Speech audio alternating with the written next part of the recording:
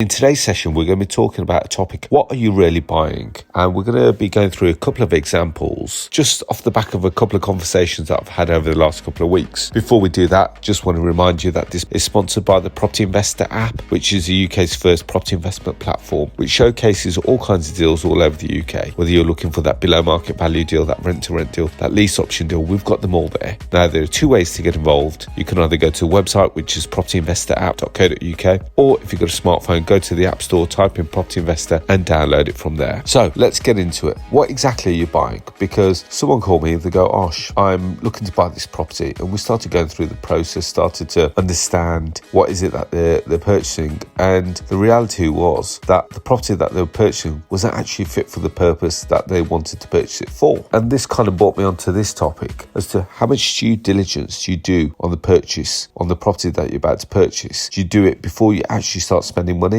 Or are you the kind of person that gets it into legals and let it come out in the wash? Because by that point, you're then invested in the process, which means that you've spent money on getting the legal team instructed, getting the searches instructed, only to find out that there's an issue after. So I want to take you through the process of what I do when I purchase a property, regardless what it may be. And let's just keep it quite simple and just assume that we're either buying a single let as a buy-to-let or a HMO, or let's call it even a block of apartments, so something with a multi-tenant or multi-occupancy process. So from a buy-to-let, what I want to know is that, first of all, is it tenanted? What kind of property is it? Is it tenanted? More important, I want to know, is it freehold? Now, the reason why I ask that is because lots of you, I'd say a large majority, would assume that a building as a 3-bedroom terraced house or a semi-detached house would be freehold. But the reality is that there are pockets of places in the UK where streets and streets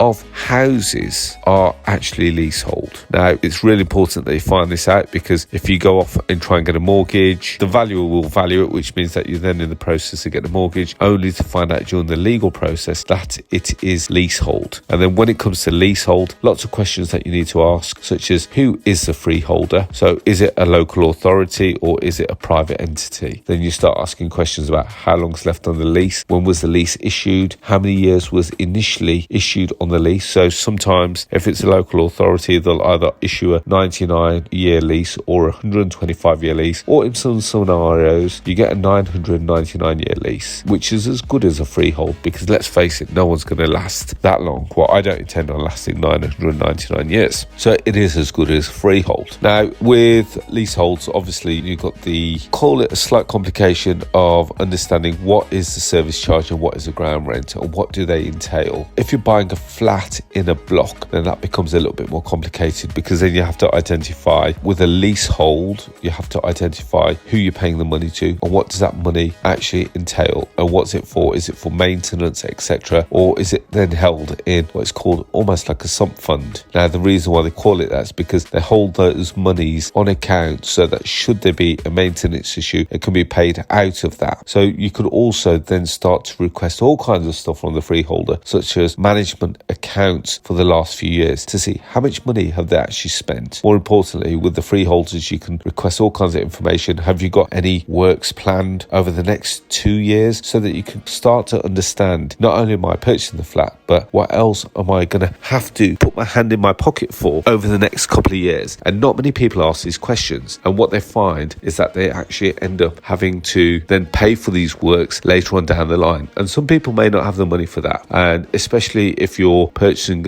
a apartment within a block, let's just say that there's works to be done in the communal area, the lift may have got damaged, whatever it may be, those funds, those maintenance issues have to be paid for by the leaseholders. So that is pretty much quite a common thing to look out for. Let's move on to more other issues that you need to look out for. So if the property is tenanted, so understanding a little bit about the tenant. Again, the due diligence that you do now will be a massive benefit to you value than trying to do it later. Because once you start to unearth all kinds of issues later, you may find that the property is not as desirable to purchase than if you did it now. So understanding who is the tenant, how long have they been living there, what kind of tenant are they? Are they like students? Are they people on benefits? Are they professional? And get a good understanding as to who they are and again, how long they've been there. What's their intention? Are they staying there? Are they going, etc.? Because some people, and I'm not saying that you would do this or I would do this, but they may sell a property with the benefit of a tenant and they will just get any tenant to put into the property just to show that the property is generating an income. And that tenant may not be the best desirable tenant. And as a result, in essence, what you're doing is inheriting someone else's headache. Now, I've done this lots of times. When I say I've done this, I've had to inherit someone else's tenant and inherit someone else's headache, which ultimately has caused me a headache when I've acquired the property, because I'm now having to almost like firefight with this person and realise that in actual fact they're not paying rent. And the reason why this landlord was offloading was because they had this problem tenant. So if you can get information on this tenant, how long have they been there? Let's have a look at their rent statement. Let's have a look at the landlord's bank statement to confirm that the money's coming in, because let's face it, we can all create just on a spreadsheet a statement to confirm that the money's come in. But if you tally this back up to the landlord's bank statement, and if the landlord doesn't want to provide you with things like that, for me that's a bit of a red flag, because I want to make sure that yes, you're providing me with a statement, but ultimately I want to see the money coming into the bank. So it's almost like you're buying a business. When you're buying a business, you're having a look at the profit and loss account, you're looking at the balance sheet, you're looking at the bank accounts, and you're trying to make sure that the figures that they're saying that they're doing is the reality of what's actually coming into the bank. Because let's face it, it's the bank balance, it's the figures on the bank statement that really mean something. So again, if you're one of these people or one of these investors that kind of buy blind, when we say buy blind, that you purchase without viewing,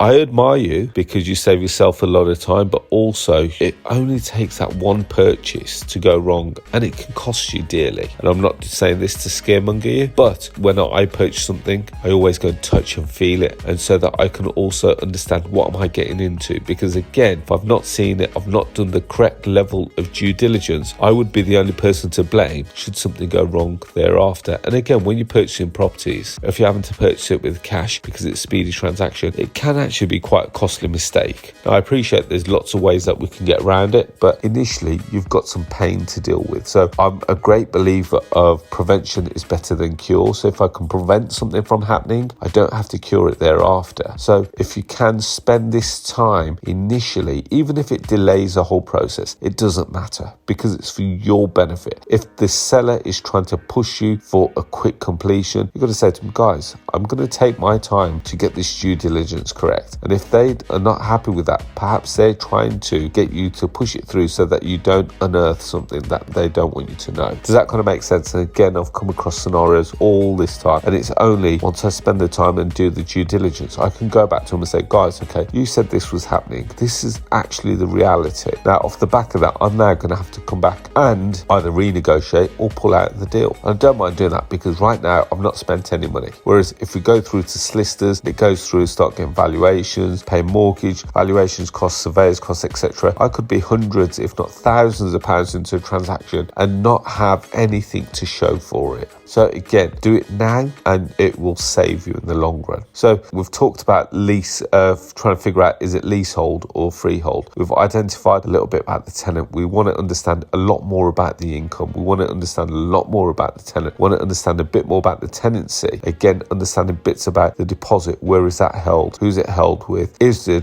a deposit held? Understanding more about the tenant and their segment, professional benefits, etc. And then more importantly, identifying after that, what is the actual plan with the property? You're going to keep it, you're going to then try and refinance it and retain it for your portfolio, or you're going to sell it and put it back out onto the open market. And again, if you're going to do that, again, at the start is the time that you could do that, because there's no point trying to buy property for 100,000 and realise that in actual fact, it's only worth 100,000, so there's no resale value thereafter. By understanding and engaging the agents and getting their opinion before you go through that process, it makes it a lot smoother for you thereafter.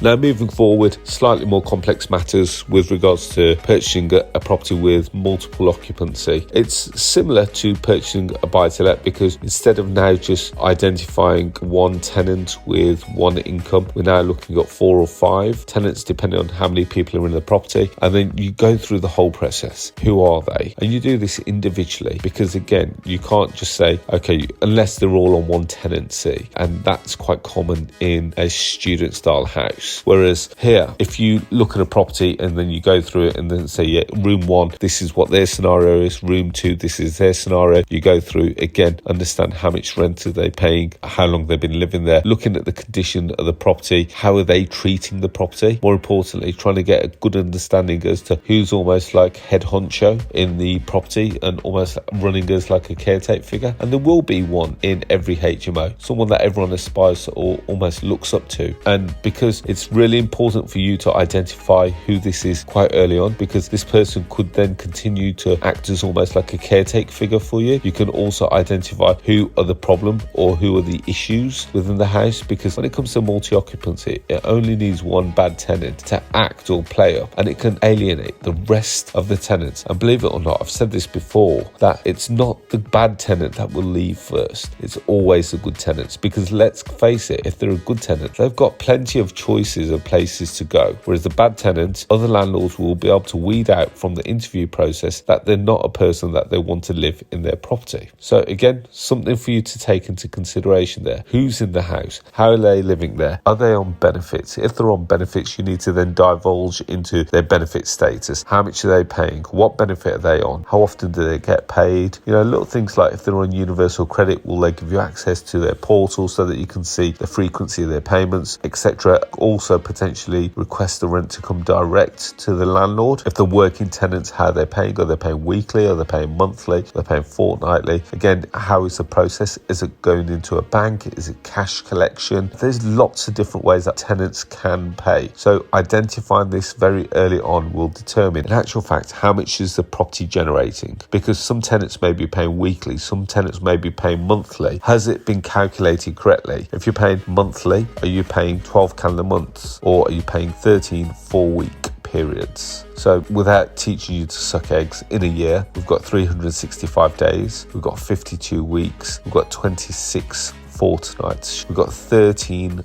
4-week periods, and we've got 12 calendar months. So generally, if I said that the rent was £400 a month, lots of people would think that's £400 for 4 weeks. And there's a difference, because if you do £400 every 4 weeks, that means that you're going to get 13 payments. Whereas if you do £400 per calendar month, so 400 times 13, that's 5,200. Whereas 400 times 12 calendar months is 4,800. So in actual fact, they're actually paying more if they're doing it on the 4 weekly as opposed to the calendar monthly. But you need to identify, what does the tenancy agreement state? More importantly, what does the tenancy agreement state in terms of what bills are included? Because again, if you don't identify what bills are included within the rent and you do this after, you may find that the cash flow is nowhere near as much as you thought it was going to be, and therefore you may identify that the return wasn't as great and whether it is really a worthwhile transaction. These are the common things that you should be looking out for, as well as all the standard stuff like looking at the condition of property, making sure there's no cracks, making sure there's no visible signs for dilapidation or anything like that. So many things that you can do. But if you get any questions and you need some help with that, feel free to reach out. Go to my website, arshalahi.com/contact. Send us a quick web inquiry, and I'm sure that I can try and assist with anything else if you're buying a property. Again, if you're buying a HMO, one of the key things is understanding about the HMO license. And the reason why I say that is because if you're purchasing with a HMO license, you need to identify, when was that HMO license initially issued, and does it still fall within current legislation? Now, let me just quickly clarify on this. Is when the initial HMO officer came out 5 years ago, let's just imagine that the HMO license has been issued for 5 years. When they came out 5 years ago, that all the rooms were a certain size, and let's just imagine 6.5 square meters. Now, let's just imagine that in today, the legislation has moved on and it's now 10 square meters. When the new HMO officer comes to put a HMO license in place for your name, because remember, HMO licenses are not transferable, they stick with the person, not the property. But when they come out now and have a look at the property again, they will now license it on today's legislation, not last 5 years legislation. Now, if you've got rooms that's 6.5 square meters, whereas the new legislation states that it's 10 square meters, there's a